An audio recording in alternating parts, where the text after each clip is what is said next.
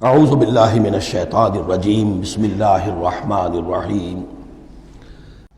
اب آخری آیت، لا یکلف اللہ نفسا الا وسعها، اللہ تعالی نہیں ذمہ دار ٹھہرائے گا کسی جان کو مگر اس کی وسعت کے مطابق۔ یہ بہت بڑے فضل و کرم والی آیت ہے۔ جیسے میں نے کہا تھا میگنا کارٹا جو ہے انسانی حقوق کا، کہ اجیب دعوت الداع اذا دعان، جہاں بھی مجھے کوئی پکارے، جب پکارے میں اس کی پکار سنتا ہوں، قبول کرتا ہوں۔ ہاں فَلْيُؤْمِنُوا بِي فَلْيَسْتَجِيبُوا لِي، انہیں بھی چاہیے کہ میرا کہنا مانے۔ دو طرفہ بات چلے گی، یک طرفہ نہیں۔ میری مانو، اپنی منواؤ۔ تم دعائیں کرو گے ہم قبول کریں گے، تم ہماری بات نہیں مانتے پھر تمہاری دعا تمہارے منہ پر دے ماری جائے گی۔ کرتے رہو قنوت نازلہ 40 دن کے 80 دن پڑھتے رہو، ڈھاکہ تو بیٹھ ہی جائے گا، بیٹھ گئے۔ یہودیوں سے شکست تو ہو ہی جائے گی، ہو گئی۔ کرتے رہو، حرمین میں پڑھتے رہو قنوت نازلہ، مکے میں پڑھو، مدینے میں پڑھو، پوری دنیا میں پڑھو۔ اللہ کو پیٹھ دکھائی ہوئی ہے، اس کے دین کو پاؤں تلے روندا ہوا ہے، اللہ کے باغیوں سے دوستی ہے۔ کسی نے قبلہ ماسکو کو بنایا تھا اور کسی نے واشنگٹن کو بنایا تھا، تمہاری دعائیں کیسے قبول ہوں؟ لیکن یہ جو آیت ہے یہ اس اعتبار سے بہت بڑی رحمت کی آیت ہے کہ اللہ تعالیٰ کے ہاں وہ اندھے کی لاٹھی والا معاملہ نہیں ہے کہ تمام انسانوں سے محاسبہ ایک ہی سطح پر ہو۔ اللہ جانتا ہے کس کی کتنی وسعت ہے، اور وسعت کن چیزوں سے بنتی ہے۔ آپ کو کوئی اور جین ملے ہیں، مجھے کوئی اور جین ملے ہیں، انہیں کوئی اور جین ملے ہیں۔ یہ جینز، ان جینز کی اپنی اپنی خصوصیات ہیں، خصائص ہیں، پراپرٹیز ہیں، لیمیٹیشنز ہیں۔ آپ کو کوئی اور ماحول ملا، اسے کوئی اور ماحول ملا، اسے کوئی اور ماحول ملا۔ تو hereditary factors multiplied by environmental factors, ان دونوں سے ایک شخصیت کا ہیولہ بنتا ہے انسان کا، جس کو پاٹرن کہتے ہیں ہمارے مستری لوگ۔ جب لوہے کا کوئی شے جو ہے ڈھالنی ہے تو اس کے لیے پہلے مٹی کا یا لکڑی کا ایک پیٹرن بناتے ہیں، انگریزی میں پیٹرن ہے، وہ پاٹرن کہتے ہیں ہمارے مستری لوگ۔ اب آپ لوہا جو ہے اس کو جب اسے کر لیں گے، مائع بنا لیں گے، گلا لیں گے، پھر اس میں ڈالیں گے، وہی شکل ہو جائے گی۔ یہ شاکلہ ہے ہر انسان کا جو بن جاتا ہے۔ قُلْ كُلٌّ يَعْمَلُ عَلَى شَاكِلَتِهِ فَرَبُّكُمْ أَعْلَمُ بِمَنْ هُوَ أَهْدَىٰ سَبِيلًا۔ اس شاکلہ کے اندر آپ کو محنت کرنی ہے۔ اللہ جانتا ہے کس کا شاکلہ وسیع تھا، کس کا شاکلہ تنگ تھا، کس کے جینز اعلیٰ تھے، کس کے جینز ادنا تھے، کس کے ہاں ذہانت زیادہ تھی، کس کے ہاں جسمانی قوت زیادہ تھی۔ جو بھی کچھ اس نے دیا ہے، جس کو وہاں ہم نے رکھا اس کو وہاں رکھا، اس نے وہاں تعلیم پائی، اس نے یہاں تعلیم پائی۔ جو بھی انوائرمنٹل فیکٹرز آئے ہیں، جو بھی جینیٹک فیکٹرز آئے ہیں، سب اللہ کے علم میں ہے۔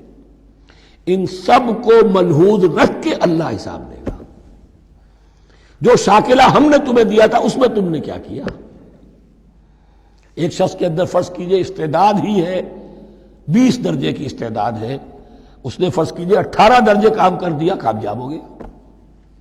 کسی میں استعداد 100 درجے کی تھی، اس نے 50 درجے کیا، ناکام ہو گیا۔ حالانکہ کمیت کے اعتبار سے 50 درجے زیادہ ہے 18 درجے سے، لیکن یہ 18 درجے کا کام وہ کر رہا ہے جس کے اندر استطاعت تھی ہی 20 کی، یا 18 ہی کی تھی، اس نے پوری کر دی۔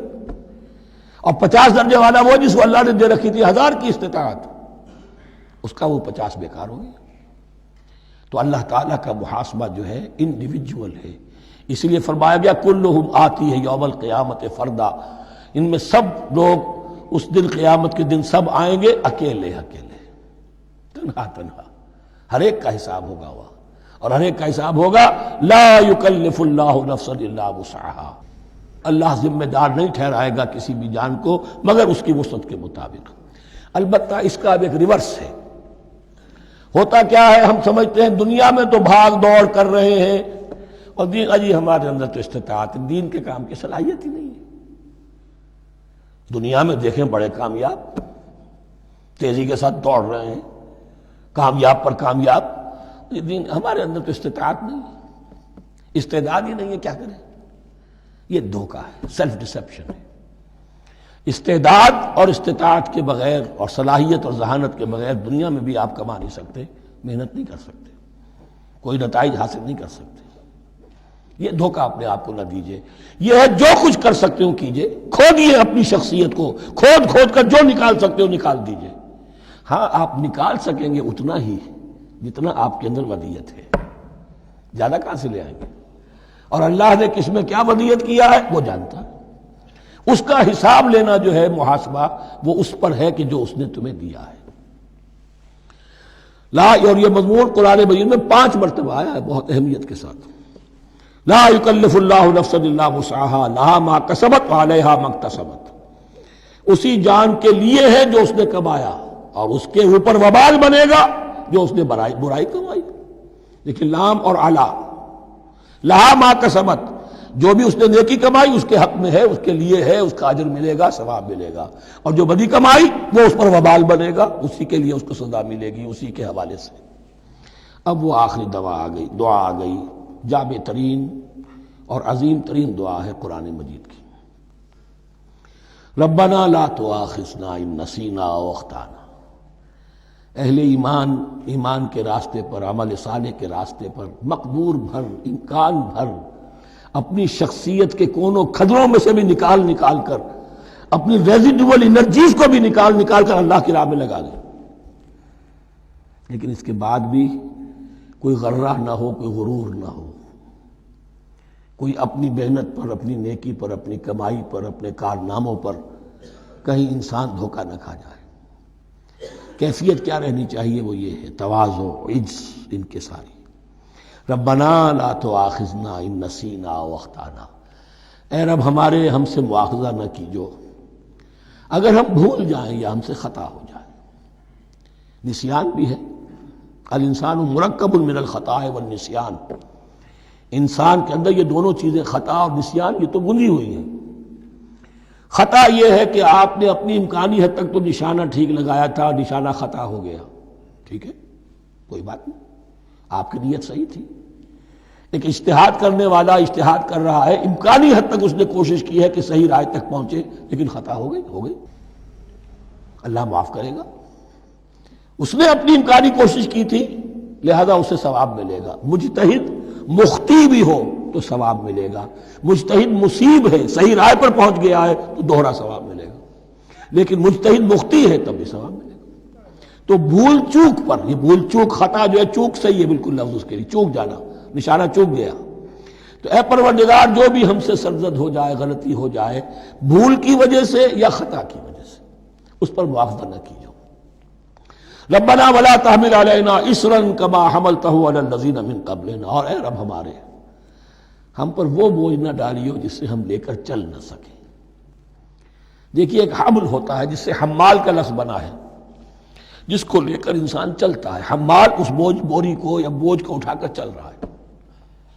جو آپ کی طاقت میں ہے اور جس سے لے کر آپ چل سکیں وہ ہے حمل، اور جو ہو آپ کو بٹھا دے، اسر اس کو کہتے ہیں۔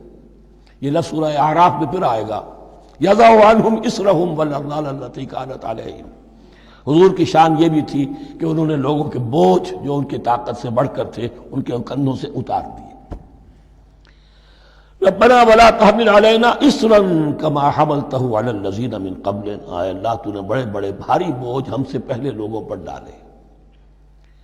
شریعت بھی پہلے بھاری تھی، بہت سے معاملات ہم نے دیکھ لیے، روزہ ہمارے لیے کتنا آسان کر دیا گیا، رات کو نکال دیا روزے سے، کہہ دیا خاص طور پہ کھاؤ پیو ضرور، سحری ضرور کرو، تسحروا فإن فی السحور برکہ۔ کتنی آسانی ہے۔ رات میں تعلق زن و شو کی اجازت ہے، وہاں ان کے روزے میں چپ بھی تھا، چپ بھی رہو، نہ کھاؤ نہ پیو، نہ تعلق زن و شو، نہ گفتگو، تو آسانی کی ہے۔ ان کے ہاں یوم سبت کا حکم تھا اتنا سخت، کوئی کام نہیں کرو گے۔ ہمارے ہاں وہ تھوڑے سے وقت کے لیے، اذا نودی للصلاۃ من یوم الجمعۃ فاسعوا الی ذکر اللہ وذروا البیع، اذان سے لے کر اور نماز کے ادا ہو جانے تک ہر کاروبار دنیاوی حرام ہے، لیکن اس سے پہلے اس کے بعد آپ کر سکتے ہیں، تو آسانی ہے۔ ربنا ولا تحمل علینا اصرا کما حملتہ علی الذین من قبلنا۔ ربنا ولا تحملنا ما لا طاقت لنا به، اور اے رب ہمارے ہم پر وہ بوجھ نہ ہم پر عائد کیجو، ہم پر ڈالیو جس کی کہ ہمارے اندر طاقت نہ ہو۔ واعف عنا، ہم سے درگزر فرماتا رہے، ہمیں معاف کرتا رہے، واغفر لنا، اور ہمیں بخشتا رہے۔ مغفرت کا لفظ جو ہے اس کو سمجھ لیجئے ڈھانپنا۔ مغفر کہتے ہیں خود کو، جو ہیملٹ پیٹا ہوتا ہے تاکہ گولی جو ہے وہ سر پہ لگے تو یہ آپ کو بچا لے۔ مغفر خود پہنتے تھے تلوار کے وار سے سر کو بچانے کے لیے، سر کو ڈھانپا ہوا مغفر سے۔ تو گناہ کو اللہ تعالیٰ اپنی رحمت سے ڈھانپ دے۔ واغفر لنا، ہماری خطاؤں کی پردہ پوشی فرما دے۔ ورحمنا، اور ہم پر رحم فرما۔ انت مولانا، تو ہمارا مولا ہے، والی ہے، ہمارا پشت پناہ ہے، مددگار ہے۔ اللہ ولی الذین آمنوا یخرجہم من الظلمات الی النور فانصرنا علی القوم الکافرین، بس ہماری مدد فرما کافروں کے مقابلے میں۔ انہی الفاظ پر وہ دعا ختم ہوئی تھی جو طالوت کے ساتھیوں نے کی تھی علیہ الصلوۃ والسلام۔ اصل میں یہ دعا اب تلقین کی جا رہی ہے، مرحلہ سخت آ رہا ہے، مرحلہ سخت ہے اور جان عزیز، تاب لاتے ہی بنے گی غالب۔ اب وہ مرحلہ آ رہا ہے، اس کے لیے تیار ہو جاؤ۔ یہ سارا حصہ جو ہے در حقیقت یہ تمہید ہے غزوہ بدر کی۔